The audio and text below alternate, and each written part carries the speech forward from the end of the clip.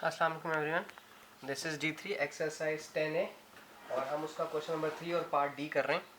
इसमें एरिया निकालना है आपके शेडेड रीजन का आपने और पेरीमीटर भी निकालना है। अच्छा जी, पहले तो थोड़ा सा इजी वे में हम बात कर लेते हैं।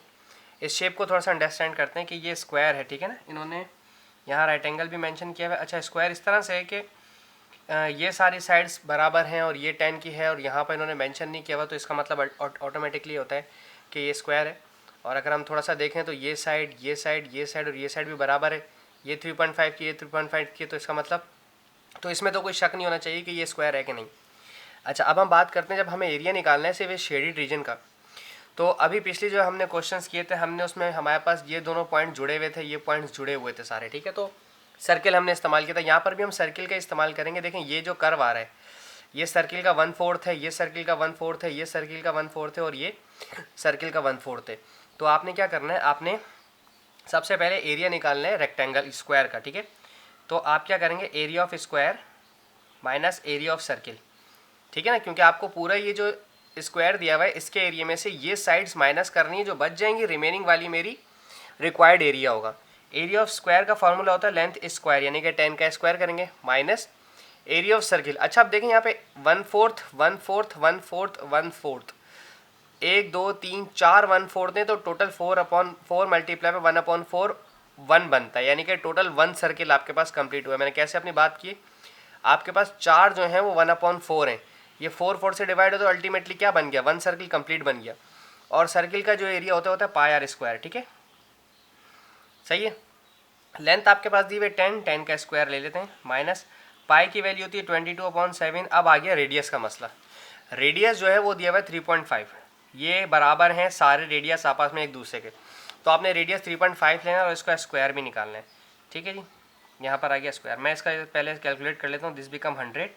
और अगर हम देखें दूसरी साइड पे कैलकुलेटर निकाल के, तो सबसे पहले आप लिखेंगे पाए। अगर आप पाए नहीं भी लिख रहे हैं तो आप सबसे पहले 3.5 का स्क्वायर निकालें, वो तकरीबन बन रहा है 12.25। इसको मल्टीप्लाई करवा दें पाई की वैल्यू से 22/7 से, ये बन गया 38.48। अब इसको माइनस करवाना है 100 में से, ठीक है जी। सो ये आ गया 61.5 समथिंग, ठीक है। तो अब हम देखते हैं कि 61.5 हम लिख देते हैं। अच्छा, मैंने तो वो लिखा भी नहीं, दिस इज़ 38.48 इसको इसमें से माइनस करवाएं तो ये बन गया 61.51 समथिंग। तो ये हमारा एरिया सेंटीमीटर स्क्वायर में आ गया, ठीक है जी। अब हमारे पास इसका बात करेंगे पेरीमीटर की, ठीक है। पेरीमीटर में हमारे पास जो दिया हुआ है, हमने क्या करना है पेरीमीटर में कि शेप की हम बात कर लेते हैं। मुझे सिर्फ ये हिस्सा चाहिए, ये हिस्सा, ये वाला हिस्सा, ये हिस्सा, ये हिस्सा, जैसा कि हमने पार्ट सी या शायद गालिबन बी में किया था।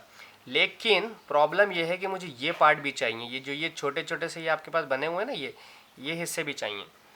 अब मैं ये वाले पार्ट निकालने के लिए तो मैं पाई आर लगाऊंगा 2 पाई आर, क्योंकि मेरे पास कंप्लीट सर्किल बन रहा है, ठीक है ना। तो मैं 2 पाई आर लगाऊंगा, 2 पाई आर सर्कमफेरेंस होता है सर्कल का, उसमें प्लस कर दूंगा ये वाली साइड। अब ये वाली साइड कितनी है मैं आपको समझाता हूँ कैसे निकालेंगे। देखें, ये पूरी लाइन थी आपके पास 10 की, ठीक है। उसमें से ये वाला हिस्सा 3.5 का था, ये वाला हिस्सा 3.5 का था। चूंकि ये 3.5 हुआ तो दिस वन ऑल्सो 3.5, ये भी 3.5 का हुआ, तो 3.5 7 बन गया।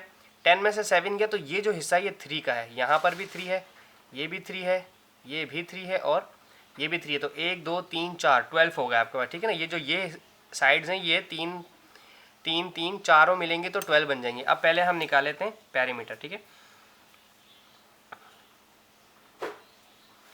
अच्छा, पेरीमीटर में पहले मैंने लिखा कि हम लिखेंगे 2 पाई आर, क्योंकि एक सर्कल हमारे पास कंप्लीट हो रहा था, प्लस 3/4 कर देंगे, ठीक है। एक साइड 3 की है तो 4 कॉर्नर्स थे मेरे पास।